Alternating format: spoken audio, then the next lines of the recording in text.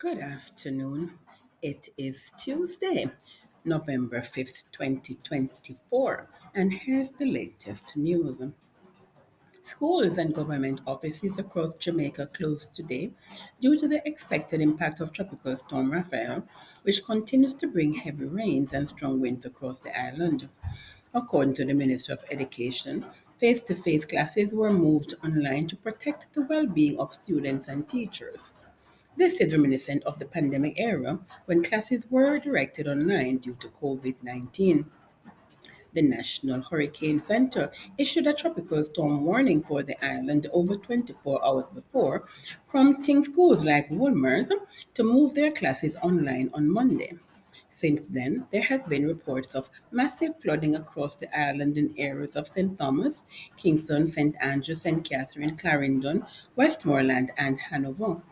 Flooding is expected to occur in sections of all the other parishes as the eastern part of the system covers the island. As such, the Met Service of Jamaica has issued a flash flood warning for southern parishes and a flash flood watch for the other parishes. As at midday, the center of Tropical Storm Raphael was located near latitude 18.6 degrees north, longitude 79.1 degrees west. Raphael is moving toward the northwest near 40 miles an hour. A generally northwestern motion is anticipated over the next couple of days. On the forecast track, the storm is expected to move away from western Jamaica this afternoon and be near or over the Cayman Islands this evening and tonight. To be near or over western Cuba by Wednesday morning, according to the US based National Hurricane Center. Reports reaching the newsroom are that places like Hearties is impassable, suggesting detour through Woodburn to Albion. According to the National Works Agency (NWA), the Bog Walk Gorge is closed to vehicular traffic as river waters have reached the height of the road. Residents in the area report that the gorge is impassable. Meanwhile, the schoolboys the Costa Cup quarterfinals competition scheduled for today have been postponed. According to ISA, all games in the corporate and rural area under 14 and under 16 competition that were set for yesterday and today have also been postponed and new dates will be set. St. Elizabeth Technical High School was to play McGraw High in Santa Cruz, while Glenmuir High was up against Frome Technical at Glenmuir today. The eight teams in the quarterfinals were decided on Saturday, following the final set of games in the round of 16, during which the top two teams in each of the four zones earned qualification. And the St. Catherine South Police are investigating the murder of Jevon Lawrence, an assistant funeral director from Portmore, who was shot and killed Sunday evening.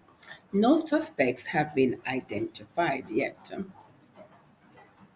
And the Jamaican Renewable Energy Association has raised concerns about the slow and expensive government licensing process, which they say is hindering the growth of renewable energy projects. Even as a new plastics redemption center is being constructed in Buff Bay, Portland, to help combat improper disposal of plastic materials and to promote recycling. And in international news, Cuba and the Cayman Islands have been issued hurricane warning, respectively, which takes effect Tuesday evening into Wednesday morning. The Cayman Islands and the Cuban provinces of Pinar del Rio, Artemisa, La Habana, Matanzas, and the Isle of Youth are under hurricane warning, while a tropical storm warning is in effect for the Cuban provinces of Villa Clara, San Spiritos, and Ciego de Javila. As tropical storm watch is also in effect for the Cuban provinces of Camagüey and Las Tunas, Lower and Middle Florida Keys from Key West to the west of the Channel 5 Bridge, and Dry Tortugas.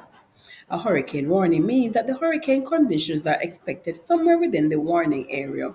A warning is typically issued 36 hours before the anticipated first occurrence of tropical storm force winds, conditions that make outside preparations difficult or dangerous.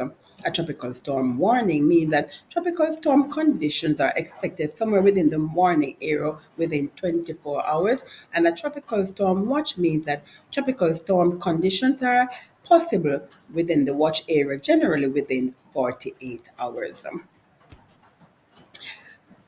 Meanwhile, Election Day polling stations opened today, Tuesday, the 5th of November 2024, on the United States of America East Coast, kicking off the final opportunity for Americans to vote in the bitterly fought, tightly contested 2024 presidential race. Just hours before Vice President Kamala Harris and former President Donald Trump were making their final campaign stops, with Harris in Philadelphia and Trump in Michigan. As promotion doesn't come from the east or the west, but from above, we wish each candidate all the best and pray for a peaceful election, with each candidate accepting the results of the final count. Meanwhile, Qataris are voting in a referendum to decide whether to end limited voting for legislative seats, which could lead to significant constitutional changes.